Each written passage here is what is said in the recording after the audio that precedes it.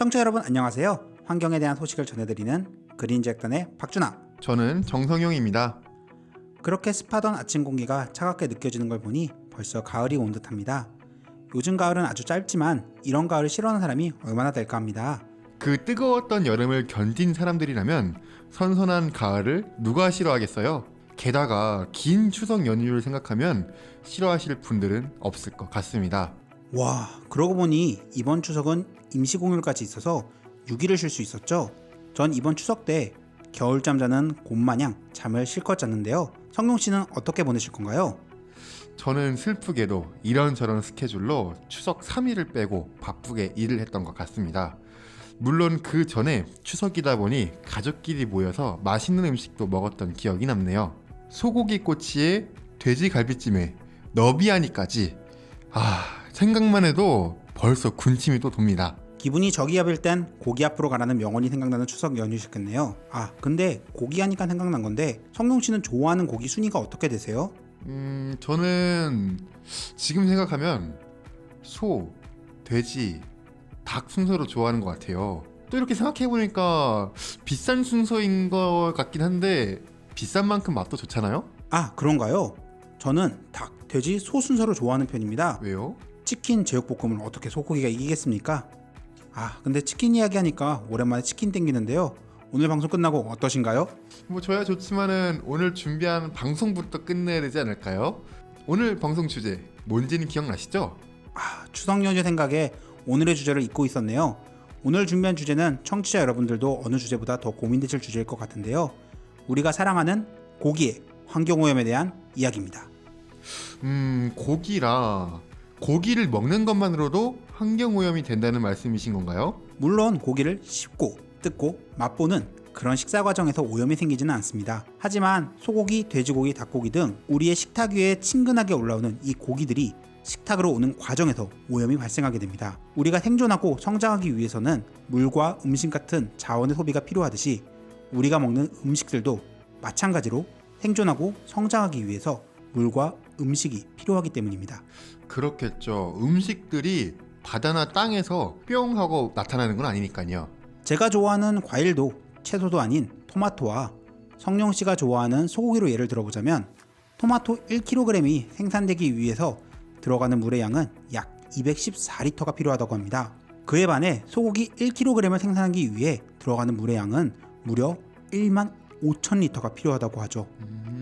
같은 무게임에도 생산하기 위한 물의 양이 소고기에만 토마토의 약 70배의 물이 필요하다는 겁니다. 와, 식물이 물을 많이 먹는다 생각했는데 고기가 물을 더 많이 소비하는군요. 그런데 토마토야 물과 햇빛만 있어도 되지만 소는 물과 별도로 소비해야 할 음식이 또 필요하겠네요? 맞습니다. 소고기 1kg 위해서 물 15,000리터를 별개로 곡물 약 25kg이 추가로 필요합니다. 25kg을 투자해서 1kg 만드는 기적의 계산법이죠. 예시로는 소고기만 주셨는데 뭐 소는 덩치가 크고 뭐 많이 먹을 수 있어 라고 이제 그럴 수 있지만은 뭐 돼지랑 닭은 소에 비해 덩치가 작으니까 소비되는 게 좀 차이가 있겠죠? 조금 무게가 다르다거나 말이에요. 소에 비해 덩치가 작은 돼지와 닭이 자원을 적게 소비하는 것은 맞습니다. 하지만 닭고기 1kg을 생산하기 위해서는 4,300리터의 물과 3.3kg의 곡물이, 돼지고기를 생산하기 위해서는 6,000리터의 물과 6.4kg의 곡물이 필요합니다.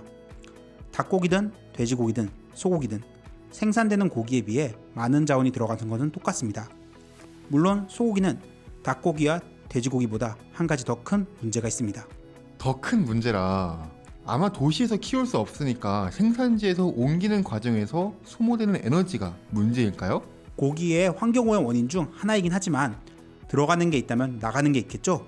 바로 소똥이 문제입니다. 곡물이 25kg를 먹으니까 그만큼 소 응가가 많이 나온 거겠네요? 어마어마하게 나온다는 겁니다. 근데 그거 말고 뭐 소똥에 뭐 독이라도 들어있는 건가요? 독 같은 게 나오긴 하죠. 바로 메탄가스입니다. 메탄가스.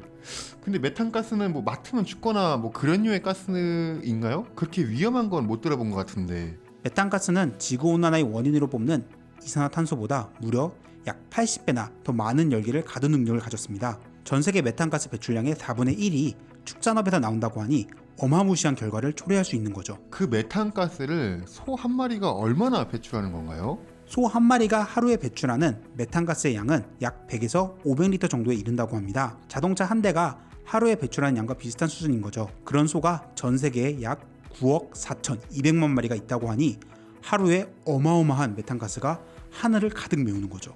환경 보호를 위해 에너지를 절약하고 텀블러와 에코백 사용 등 뭐든 할 수 있겠지만 고기를 끊는 건 다른 환경 보호보다 몇 배나 더 강력한 의지가 필요할 거라고 생각이 드네요. 지구를 위해 채식만 하는 삶은 도저히 상상할 수 없을 것 같습니다. 그러니 하루빨리 고기를 대체할 수 있는 것들이 나왔으면 하네요. 고기를 대체하는 것이요? 아직 가격이 비싸지만 콩이나 해조류 등을 기반으로 만든 고기라든가 아니면 식물성 단백질과 올리브유를 결합해서 3D 프린터로 뽑아내는 대체 고기 같은 것들이죠. 맛이 좋다면은 대체가 될 수 있겠죠. 그럼 과연 진짜 이 고기를 대체할 수 있을까요? 대체 고기도 맛에 대한 개선이 많이 그럴듯해졌다고 합니다. 진짜 고기를 따라잡기에는 아직 멀었다고 하지만 이제는 과학의 발전에 운명을 맡겨봐야 될 것 같습니다. 맛도 있고 저렴하다면 더 좋겠네요. 그나저나 이렇게 이야기를 하다 보니 벌써 마칠 시간이 되었습니다. 고기로 인해 환경오염이 발생하는 것부터 시작해서 대체육까지 이야기를 나눠봤는데요. 저 같은 경우에는 동물이 식물보다 더 많은 물을 사용한다는 것이 신선했습니다. 전 세계가 지구를 위해 고기 생산과 섭취 금지령이 나오기 전에 하루빨리 건강하고 맛있는 대체 고기가 나왔으면 하는 바람이 있습니다. 섭취 금지령이라 벌써부터 조금 등골이 오싹해지는데요. 그러지 않기를 바라면서 이번 프로그램 마치겠습니다. 지금까지 그린 제작단의 정성용, 박준하였습니다. 감사합니다.